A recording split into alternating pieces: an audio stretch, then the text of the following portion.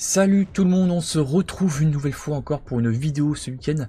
On va rester dans la thématique du cinéma puisque je vous avais fait déjà une vidéo vendredi après-midi, vidéo arrivage de Blu-ray que je vous mets juste au-dessus ici en annotation si vous avez raté ça. Et ben on va rester du coup dans le domaine du cinéma mais aussi dans le domaine du blockbuster puisque ça y est j'ai reçu un steelbook. Voilà, que je vais vous unboxer.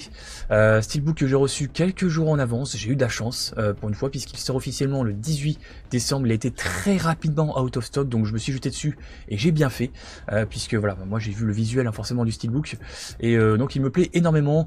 Allez, un petit indice sur le thème du film, même si je pense que vous aurez reconnu par rapport aux couleurs derrière moi. Allez, un petit indice, dans l'espace, personne ne vous entend crier.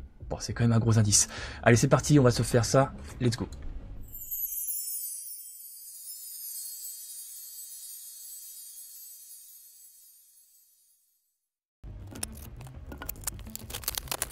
Et c'est le Steelbook en édition limitée du dernier film Alien, Alien Romulus, sorti cet été en août. J'étais allé le voir au Cinoche, celui-là d'ailleurs, je vous avais fait un petit retour avec mes potos Jérôme et Mika, que je salue lors du Ciné Show, la saga, la spéciale Alien qu'on avait fait. Donc voilà, bref, c'est réalisé par Fede Alvarez. Fede Alvarez, c'est celui qui a fait le remake d'Evil Dead et également l'excellent Don't Breathe. Donc c'est quelqu'un quand même qui a une certaine expérience dans les films d'épouvante. Je trouve qu'il a été plutôt bien choisi. Pour moi, le pari est plutôt réussi. J'étais plutôt positif à l'égard de ce film-là. J'ai mis, je crois, 3,5 sur 5 sur Letterboxd. D'ailleurs, le film a plutôt bien marché, petit succès, puisque pour un budget de 80 millions de dollars, il en a rapporté pas loin de 350 millions. Donc c'est plutôt pas mal pour un film du genre épouvante horreur science-fiction. Et d'ailleurs voilà, donc une suite est aussi dans les chantiers puisque les deux acteurs d'ailleurs normalement reviendront, les deux acteurs principaux reviendront pour la suite de Alien Romulus. Au niveau histoire, c'est simple. Au niveau timeline, le film se déroule en 2142, donc entre les événements du premier film et sa suite Aliens, sorti en 86.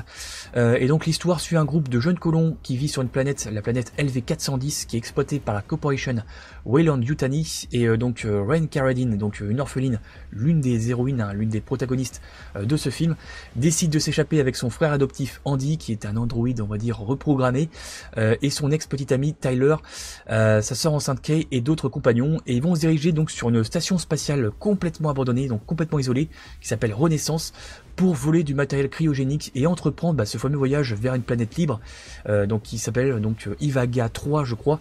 Mais leur plan va tourner au cauchemar forcément, puisqu'ils vont libérer accidentellement un xénomorphe, découvrant au passage des expériences horribles menées par Weyland-Yutani sur la station.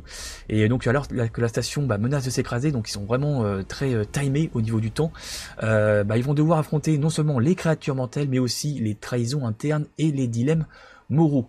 Voilà donc pour ce synopsis. On est vraiment sur quelque chose de extrêmement basique et on est vraiment sur des codes de films d'horreur qui reviennent assez souvent. Un endroit isolé, un nombre de personnes relativement jeunes qui vont des fois un petit peu s'isoler ou se prendre un peu la tête. C'est extrêmement classique, mais en tout cas voilà, moi je trouve que ça marche plutôt bien pour ce type de film Alien Romulus. Donc on va se faire l'unboxing tout de suite de cette édition Steelbook limitée. Let's go. Voilà, je vous fais voir le carton, on verra le steelbook tout à l'heure quand on enlèvera le carton. Voilà, on retrouve bien le Blu-ray 4K et le Blu-ray à l'intérieur.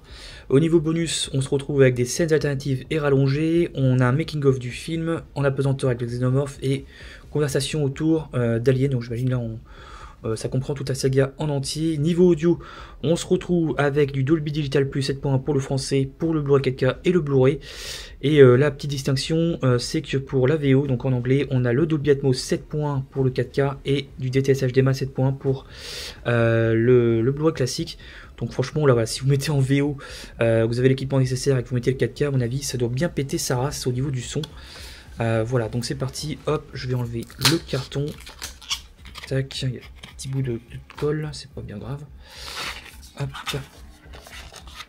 Attendez, tac. Voilà. Et donc voilà la beauté de ce steelbook, moi je trouve vraiment très réussi. Alors je sais que ça peut partager un petit peu les avis. Moi j'aime vraiment ce côté superposition, vous voyez, de personnages avec au premier plan la héroïne forcément, le monstre, la menace en arrière-plan, et quelques petites décorations, on va dire, un petit peu autour. C'est vraiment typique des affiches des films des années 80.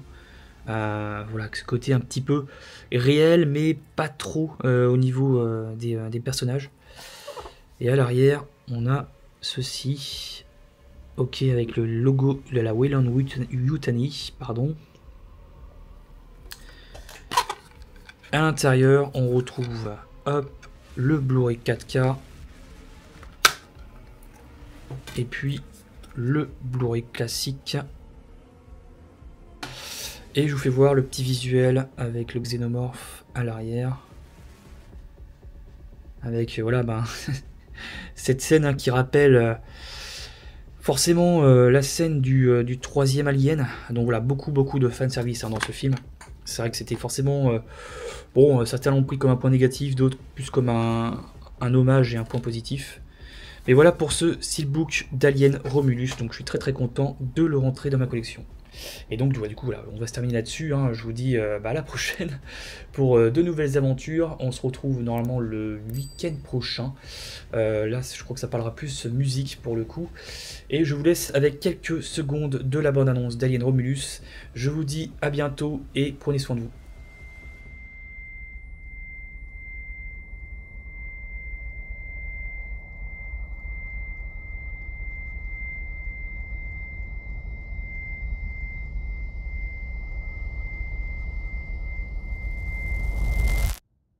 Are you sure you want to do this?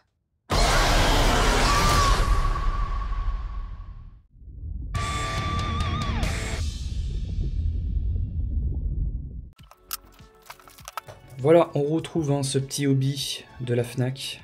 70 ans de cinéma, c'est la même chose pour les 70 ans de la musique. Et quand on voit le prix hein, du livre, 29 balles, et qu'on l'a gratuit, ça fait plutôt plaisir. Hop, je vais l'enlever.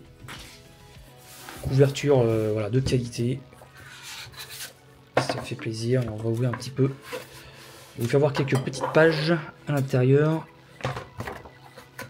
Putain, là on est sur des vieux films à Solaris. Vache. La vache. Garde à vue. New York 1997. Ah oui, de John Carpenter. Ah putain, ouais.